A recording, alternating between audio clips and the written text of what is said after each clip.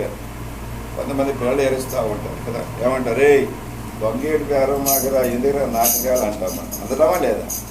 వాడికి తెలుసు ఏడిస్తే ఏదో తెచ్చిస్తాడు మా నాన్నని, వాడు ఏం చేస్తాడు, నాటకాలు ఆడతాడు. గది రాసిన తెలుసు, దొంగ ఏడుపులు తెలుసు మీకు, మంచి ఏడుపులు తెలుసు. కాబట్టి ఇక్కడ దేవుని దగ్గర మనము నిజముగా మొరపెట్టు వారందరికీ యెహోవా ఎట్లా ఉంటాడంట, సమీపంగా ఉంటాడు. కాబట్టి మనం చేసే ప్రార్థనలో యథార్థత ఉండాలి. అందుకని సామెతల 15లో యథార్థవంతుల ప్రార్థన ఆయన ఏం చేయడంట, త్రోసివేయడు. యథార్థవంతుల ప్రార్థన యెహోవాకు ఇష్టమంట, ఆనందం అంట. కాబట్టి ఈ రాత్రి మనం కూడా ఈ కుటుంబం కోసం నిజముగా మొరపెట్టడానికి వచ్చాం. ఏదో మనకు సమయం లేక లేదా ఊసిపోక మనకేం పది పాటలు లేక రాలేదు, కానీ ఆ కుటుంబంలో ఎన్నో అవసరాలు ఉన్నాయి, మరి ఎన్నో అక్కర్లు ఉన్నాయి. కాబట్టి వాటి కోసం మనం ఏం చేయాలంట, నిజముగా మొరపెట్టాలి, యథార్థంగా మొరపెట్టాలి. మొరపెట్టినప్పుడు అంట దేవుడు ఏం చేస్తాడంటే సమీపంగా ఉండి, ఎందుకంటే ఆయనకు ఒక పేరు ఉన్నది, ప్రార్థన ఆలకించువాడు. కాబట్టి మన దేవుడికి చెవులు ఉన్నాయి, ఆయనకి కళ్ళు ఉన్నాయి, ఆయనకి కాళ్ళు ఉన్నాయి. ఆయన మూక విగ్రహము కాదు. చెవులు ఇచ్చినవాడు వినకుండానా, కళ్ళు ఇచ్చినవాడు కానకుండానా అని బైబిల్ చెప్తాను. కాబట్టి బైబిల్ అంతా దేవుని మాటలే. వాళ్ళు మానవులు రాస్తే రాయొచ్చు, కానీ అది దేవుడు వాళ్ళని ప్రేరేపించి ఈ మాట రాయించు. కాబట్టి ప్రార్థన ద్వారా మనము నిజముగా మొరపెట్టడం ద్వారా జరిగే కొన్ని మేలులు చూద్దాం. మనం నిజంగా మొరపెడితే దేవుడు ఏం చేస్తాడు ఈ కుటుంబాన్ని. అట్లా మనం కొన్ని వారాలు ఈ కుటుంబంలో మనం ప్రార్థన చేయాలి. అక్క చెప్పింది, మరి మేము ప్రతి బుధవారము మా ఇంట్లో బ్రదర్స్ వచ్చి కొంత సమయం మా ఇంట్లో ప్రార్థన చేయండి. మా కుటుంబం కోసం, మా పిల్లల కోసం, మా యొక్క ఆత్మీయ జీవితం కోసం ప్రార్థన చేయండి అని వారు ఆశపడ్డారు. చూడండి, రాత్రి తనకు నిజముగా మొరపెట్టు వారందరికీ యెహోవా ఎట్లా ఉంటాడంట, సమీపంగా దగ్గరగా ఉంటాడు. ద్వితీయోపదేశకాండము 4వ అధ్యాయం 7వ వచనం కూడా మీరు గమనించండి. ద్వితీయోపదేశకాండంలో మోషే భక్తుల ద్వారా ఒక మాట మనం చూస్తాం. 4వ అధ్యాయము, ఎలయనగా మనము ఆయనకు మొరపెట్టినప్పుడెల్లా మన దేవుడు యెహోవా మనకు సమీపముగా ఉన్నట్లు మరి ఏ గొప్ప జనమునకు ఏ దేవుడు సమీపంగా. లోకంలో దేవుడు అనబడే వాళ్ళు ఉన్నారు, వాళ్ళు మగవాళ్ళు, వాళ్ళు చెవిటి వాళ్ళు, వాళ్ళు ఒక రకంగా చెప్పాలంటే గుడ్డి వాళ్ళు. కానీ మన దేవుడట మన ప్రార్థన ఆలకించి మనకు సమీపంగా ఉండి ఏం చేస్తాడంట, అవసరాలు తీరుస్తా. కాబట్టి ఇక్కడ ఈ రాత్రి మనము చూడండి, ఒక మాట మనము ప్రార్థన చేయాలి. మొట్టమొదటిగా ఆదికాండంలో 4వ అధ్యాయం 26వ వచనంలో ప్రార్థన ప్రారంభమైంది కదా. ఆదికాండము 4:26లో మొట్టమొదటి ప్రార్థన ఎవరు చేశారు, ఎనోష్ అనేటువంటి ఒక ఆయన ప్రార్థన ప్రారంభించారు. చూడండి అక్కడ 4:26లో, ఆదికాండము 4:26, మరియు షేతునకు కూడా కుమారుడు పుట్టెను, అతనికి ఎనోష్ అని పేరు పెట్టెను. అప్పుడు యెహోవా నామమున ప్రార్థన చేయుట ఆరంభమైంది. మొట్టమొదటి ప్రార్థన బైబిల్లో ఎవరు చేశారు, ఎనోష్. ఎనోష్ అనేటువంటి వ్యక్తి ప్రార్థించారు. ప్రభువుకు ప్రార్థన చేయడం నేర్చుకోండి. ప్రభా, ఇది నా అవసరం, ఇది నా అక్కర, ఇది నా కొరత, ఇది నా లోటు, ఇది నా అనారోగ్యము, నన్ను కనికరించండి అని ప్రార్థన చేస్తే ఆ ప్రార్థన నేటి వరకు కొనసాగుతూనే ఉన్నది. కాబట్టి రాత్రి ప్రియులారా, మరి ప్రార్థన ఆలకించే ప్రభు దగ్గరికి మనం వచ్చాం. మనం కూడా ఏం చేయాలంటే ఈ రాత్రి ప్రార్థన చేయాలి. చూడండి, ప్రార్థన ద్వారా ఏం జరుగుతుంది. 1 తిమోతికి రాసిన పత్రిక 4వ అధ్యాయం 5వ వచనం మీరు గమనించండి. 1 తిమోతికి రాసిన పత్రిక, ప్రార్థన చేస్తే మన ఇంట్లో ఏం జరుగుతుంది. 1 తిమోతి 4:5లో చూడండి, ఏలయనగా అది ప్రార్థన వలన, అది దేవుని వాక్యము వలనను ప్రార్థన వలనను పవిత్రపరచబడుతుంది. ప్రార్థన మనుషులను ఏం చేస్తుందంట, పవిత్రులుగా చేస్తుంది. చూడండి, మరి అక్క యొక్క ఆశ, తన ఇంట్లో 5 కుమారులు ఉన్నారు, అది కూడా రక్షణ పొందాలి. వారు కూడా పరిశుద్ధులు కావాలా, దేవుని సంఘంలో చేర్చబడాలా. వారు కూడా దేవుని జనాంగం అవ్వాలి. వాళ్ళ ఆయుష్. అందుకనే ఇక్కడ 1 తిమోతి 4:5 ప్రభు అంటున్నాడు, ఏలయనగా అది వాక్యము వలనను ప్రార్థన వలనను ఏమవుతుందంట? పవిత్రత. ఒక వ్యక్తి పరిశుద్ధుడు కావాలంటే దేవుని వాక్యం వినాల. అందుకని ఒకడు క్రొత్తగా జన్మించాలంటే ఆ నీటి మూలముగాను ఆత్మ మూలముగాను, అంటే వాక్యం వినడం ద్వారా, ప్రార్థన చేయడం ద్వారా దేవుడు ఆ కుటుంబంలో ఉన్న వాళ్ళందరిని ఏం చేస్తాడంట? పవిత్రులుగా చేస్తాడు. ఇది మొదటి భాగం. ప్రార్థన వ్యక్తులను ఏం చేస్తుందంటే పరిశుద్ధులుగా చేస్తుంది. ఎంత గొప్ప సంతోషం. లోకంలో ఎవ్వరూ చేయలేని కార్యము, కొబ్బరికాయలు కొడితే, కొవ్వొత్తులు వెలిగిస్తే, గుడి చుట్టూ తిరిగితే, పిల్లల ప్రదక్షిణలు చేస్తే, లేతే మరి రోడ్డు ఏమిటో నడుచుకుంటూ పోతే, దీపారాధన చేస్తే పవిత్రత రాదు కదా. ఇది 4 ఉయ్యలో చూస్తాం మనం. కొంతమంది కట్టుకొని తల్లంటికలన్నీ పెంచేసి పల్లెల్లో దీపం పెట్టుకొని, అమ్మ ఎడకి పోతున్నా, నేను ఆడకి పోతున్నా, ఆడికి ఎందుకు పోవటం, నీ మనసు మార్చుకోవడానికి అంత దూరం అవసరమా?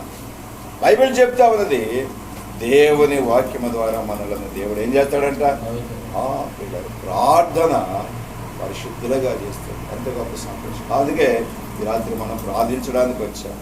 రెండవదిగా మీరు గమనిస్తే 2 కొరింథీ 1వ అధ్యాయం చూడండి, ఒక మాట 11వ వచనం. 2 కొరింథీ 1వ అధ్యాయము 11వ వచనంలో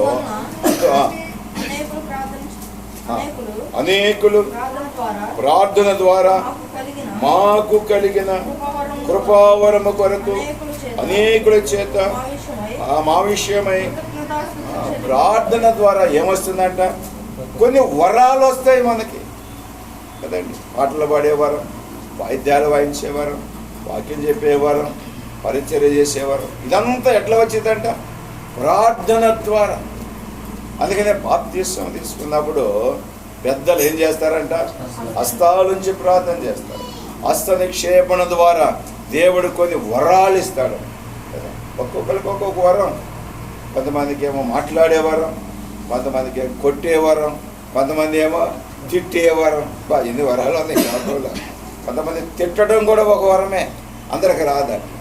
కానీ ఇక్కడ మనకేమో దేవుని బిడ్డరా మందిరంలో ఎన్నో వరాలు ఉన్నాయి, ఆత్మీయమైన వరం. కొంతమంది ఇలా దేవుని మందిరాన్ని ఎంత ప్రేమిస్తారో, ఇలా దేవుని దాసులను ఎంత ప్రేమిస్తారు. ఇవన్నీ దేవుని మందిరంలో ఎట్లా వస్తాయంటే ఊరికే రావు. చూడండి, మనం కష్టపడకుండా జీతం వస్తుందా చెప్పండి? ఊరికి ఎవరైనా జీతం ఇస్తారో చెప్పండి? ఊరెవరు? కూలి పనికి వెళ్ళినా కూడా మనం కూలి పొలంలో ఏం చేయాలా? కష్టపడాలి. అలాగనే దేవుని సంఘములో దేవుని ప్రజలకు దేవుడు ఏమిస్తాడంట? వరాలు ఇస్తాడు. అది ఏ వరమో మనకు తెలియదు. కాబట్టి ఇక్కడ పౌలు అంటున్నాడు 2 కొరింథీ 1:11 దేవుడంట మనకి ఏమిస్తాడంట? ప్రార్థన ద్వారా. రోమా 10:12 కూడా ఏమంటాడంటే అదే కృపావరం. రోమిలికి రాసిన పత్రిక 10వ అధ్యాయం 12వ వచనం మీరు గమనించండి. రోమిలికి రాసిన పత్రిక 10వ అధ్యాయము 12వ వచనంలో యూదుడని గ్రీకు దేశస్థుడని భేదము లేదు, అందరికి ప్రభు అయ్యుండి తనకు ప్రార్థన చేయువారి అందరి ఎడల కృపను చూపుటకు. అందరికీ యూదుడని గ్రీకు దేశస్థుడని అన్యుడని ఏ భేదం లేదు సంఘంలో. ఫలానా వాళ్ళు అని తేడా ఏముండదు దేవునికి. యేసు ప్రభు అందరికీ ప్రభు. కాబట్టి కృప అనుగ్రహిస్తాడు, కృపావరాలు. అందుకు గొప్ప సంతోషం. కాబట్టి రాత్రి కాలశంలో దేవుడు మరి ఈ కుటుంబంలో కూడా మరి మొదటగా ఏమివ్వాలా? పరిశుద్ధత, పవిత్రత. అందరూ పరిశుద్ధులుగా కదా. రాంపండు, రాబోతున్నాలు, మరి రవితేజ వాళ్ళు కూడా పరిశుద్ధులై మరి దేవుని సంఘంలో అడ్డుకట్టబడితే కుటుంబానికి ఎంత సంతోషం కదా. రెండవది ఏమంటుందంటే కృపావరం. దేవుని కృపను అనుభవించాలి వీళ్ళంతా. మూడవది అపొస్తలుల కార్యములు 2వ అధ్యాయం ఒక మాట చూడండి, 21 చూడండి. అపొస్తలుల కార్యములు 2:21 పేతురు అంటాడు ఒక మాట, ప్రభువు నామమును బట్టి ప్రార్థన చేయవారు అందరూ ప్రార్థన ద్వారానే రక్షణ కూడా. ఊరికే రాదు, జ్ఞాపకం పెట్టుకోండి. ఈ రాత్రి ప్రార్థన, ప్రభు నామమును బట్టి ప్రార్థన చేయవారందరూ ఏమొందుతారంట? రక్షణ. మానవునికి ఇది నన్ను రక్షణ అవసరం. రక్షణ లేకపోతే ఇలా ఎంత గందరగోళం. నేను వాట్సాప్లో ఒక వీడియో చూసిన. భర్త ఏమో డ్యూటీకి బయలుదేరుతున్నాడు. బయలుదేరుతూ ఉంటే ఆమె ఏమో ఫోన్ మాట్లాడుతామని ఇంట్లో. ఒక బొడ్డోడు ఉన్నాడు, చిన్న బొడ్డోడు. చూసేమంటారు మీరు కూడా. ఆయన ఏమో హడావుడిగా డ్యూటీకి బయలుదేరుతామంటే ఏమో పిల్లోడిని వాడు కొంచెం ఇసుకిస్తామంటే వాడిని ఏం చేయాలి, ఎక్కడ పెట్టాలి అర్థం కాక ఫ్రిడ్జ్ తీసి ఫ్రిడ్జ్లో పెట్టింది. చూడండి, మహాతల్లి ఎక్కడ పెట్టింది? ఫ్రిడ్జ్లో పెట్టి ఫోన్ మాట్లాడుతూ ఉంది, తిరుగుతూ ఉంది. ఆ గదిలోకి ఈ గదిలోకి, ఆ గదిలోకి ఈ గదిలోకి. ఆయన వచ్చి ఏమో పిల్లోడు ఏడమ్మంటే ఏమో నాకేం తెలుసు, నేను ఎక్కడ పెట్టాను. తిరిగి తిరిగి తిరిగి మొత్తానికి ఎందుకో ఆ ఇంటి యజమానికి అనుమానం వచ్చి ఫ్రిడ్జ్ తీసాం. ఫ్రిడ్జ్ తీస్తే దాంట్లో ఉన్నాడు, బతికున్నాడు. ఈ దినాల్లో చూడండి, పిల్లలకు కూడా భద్రత లేకుండా పోయిందండి. ఫోన్లో వచ్చిన తర్వాత ఎట్లా ఉందంటే పరిస్థితి, ఎవరికి ఏం లేదంటే రక్షణ లేదు. అయితే ఇక్కడ ప్రభు ఇచ్చేది ఆత్మీయమైన రక్షణ. అందుకని ప్రభు నామమును బట్టి ప్రార్థన చేయవారందరూ ఏం చేస్తారంట?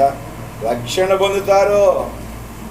ఈ రాత్రి దేవుడు రాబో దినాల్లో ఈ కుటుంబాన్ని నీతిమంతుల గుడారములలో రక్షణ గూర్చిన ఉత్సాహ సునాదము వినబడాలా.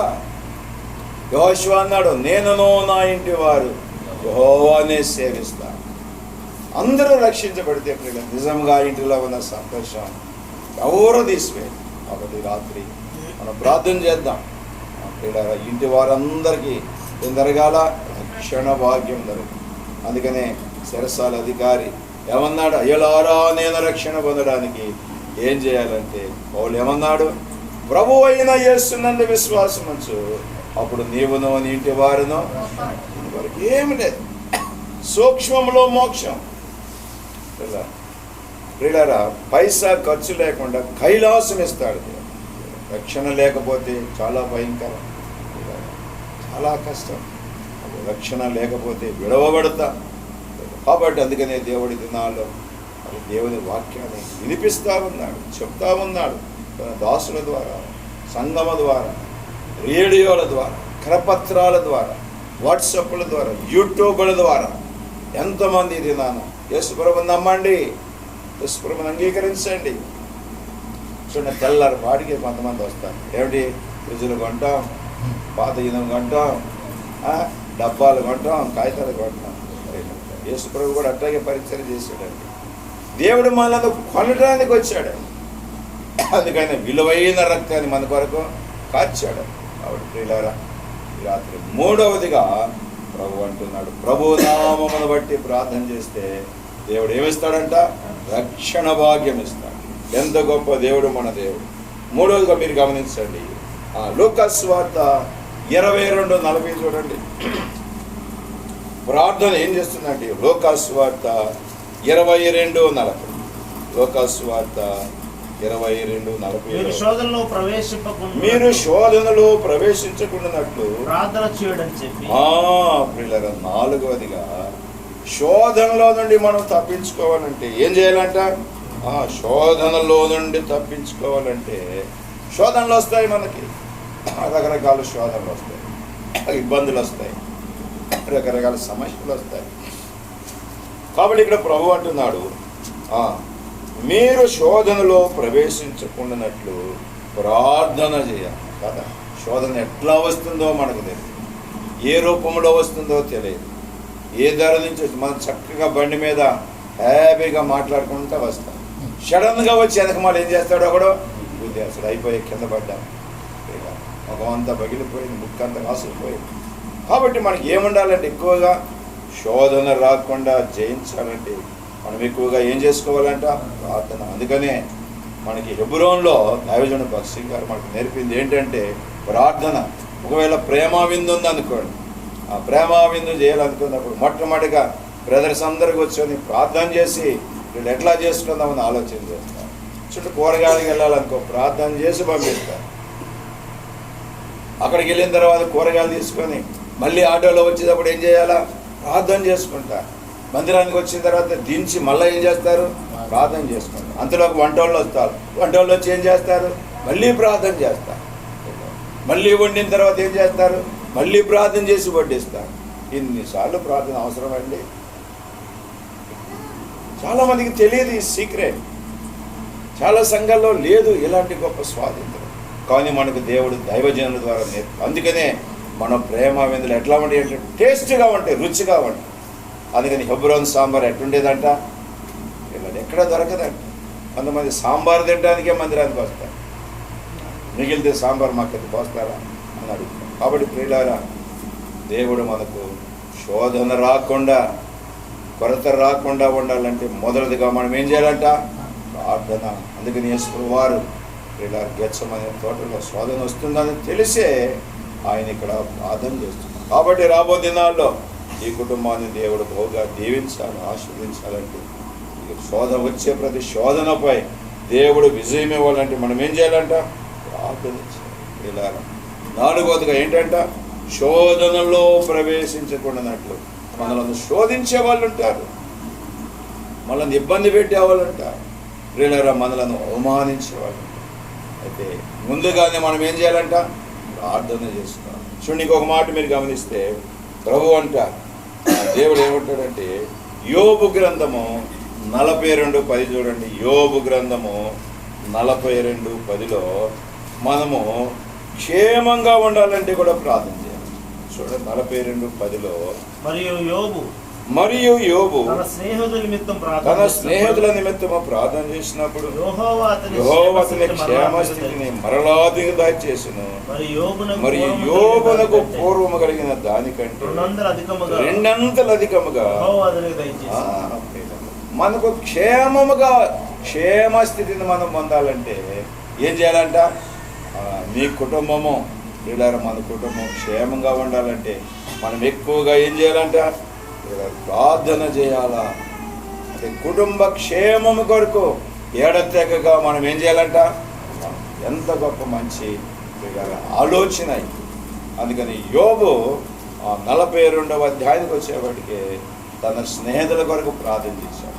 ప్రార్థన చేసి దేవుడు ఏమిచ్చాడంట? మరలా తనకు క్షేమస్థితిని ఇచ్చాడు. తన స్నేహితుల కొరకు ప్రార్థన చేశాడు. మనం కూడా ఇతరుల కొరకు చేయాలి.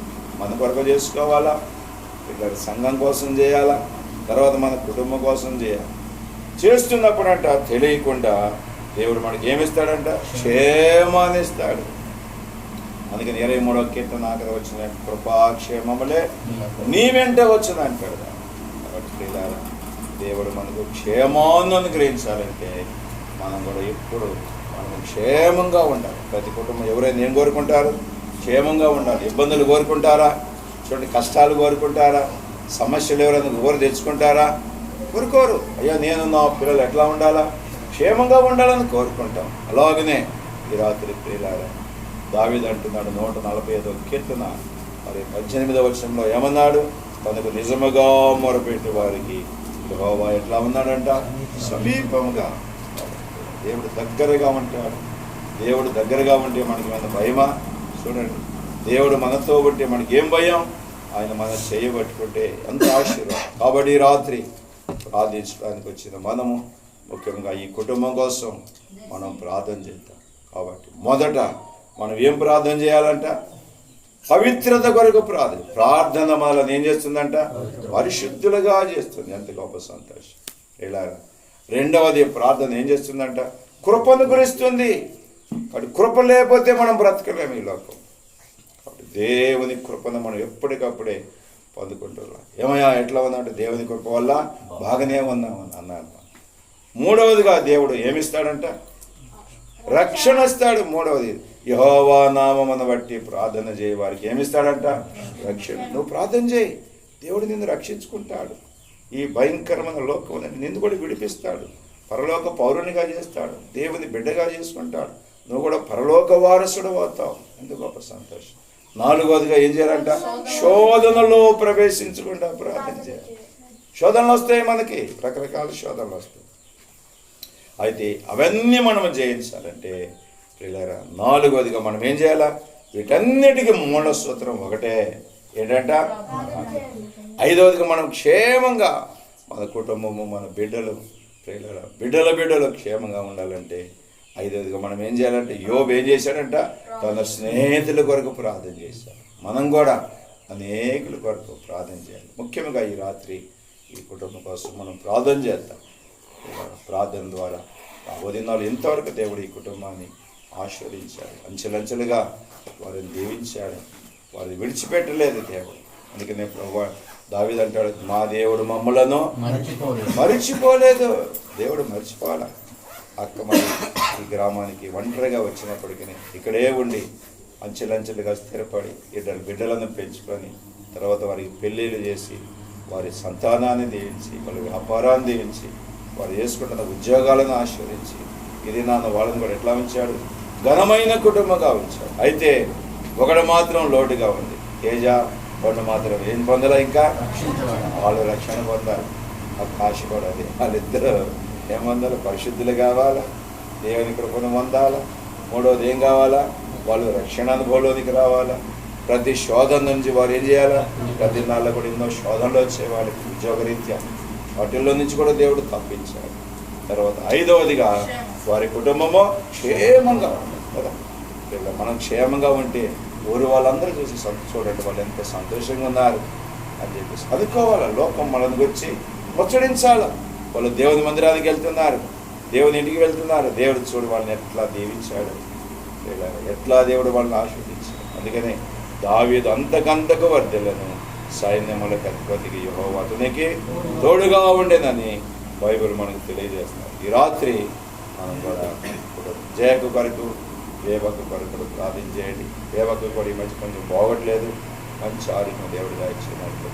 మరి పండుని అలాగే మౌనిక వారికి ఇచ్చిన బిడ్డలు, మరి మౌనిక కూడా మరి గ్రూప్ 2 పరీక్షలు రాయాలని తగినాల్లో చెప్పింది. దేవుడు సహాయపడి పండు కూడా తన ఉద్యోగం పర్మనెంట్ అవునాడు, ఎందుకు టెంపరవరీగా చేస్తున్నాడు.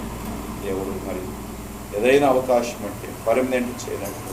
అది కాదు కూడా రక్షణ అందుకోవడానికి రాలేదు. ముఖ్యంగా ఆదివారం సెలవు రావాలి. ఆదివారం సెలవు వస్తే ఇంక అడగబోరు, ఇంకెడగని పోయేదంతా అది వాళ్ళు లాక్కొస్తారు. ఎవరు? మౌనికను మధుకావ్య లాక్కొస్తారు, మనమే లాక్కొస్తారు. ఆదివారం సెలవు అంటే దేవుడు ఏం చేస్తాడు? వాళ్ళిద్దరినే వాళ్ళు లాక్కొస్తారు. మూడవదిగా మరి దేవుడు ఈ కుటుంబంలో ఎన్నో శోధనలు వచ్చాయి, వాటన్నిటి నుంచి దేవుడు తప్పించాడు. కొన్ని రుణాలు కూడా ఉన్నాయి. మరి ఇల్లు కట్టుకున్నారు, పైన ఇల్లు కట్టుకున్నారు, పెళ్లి చేశారు. ఇవన్నీ ఎవరికైనా ఉంటే సహజమే. అవన్నీ కుటుంబాన్ని తర్వాత ఏదో చిన్న కొద్దిగా మరి బాధ్యతలు అవి తీర్చుకోవటానికి వ్యాపారంలో దేవుడు తోడుగా ఉంటారు. మరి దేవుని విశేషమైన కనికరాన్ని బట్టి మరి మధు కావ్యాన్ని కూడా దేవుడు దర్శించాడు. మరి నెల నిండుతుండగా సుఖమైన చక్కటి బిడ్డను దేవుడు వారికి అనుగ్రహించినట్లు. ఇవన్నీ ప్రార్థనలో మనం కొంత సమయం మనం ప్రార్థన చేద్దాం. అలాగున ఈ కుటుంబాన్ని రాబోయే దినాల్లో దేవుడు దీవించినట్లు ప్రార్థనలో దయచేసి ప్రార్థించండి.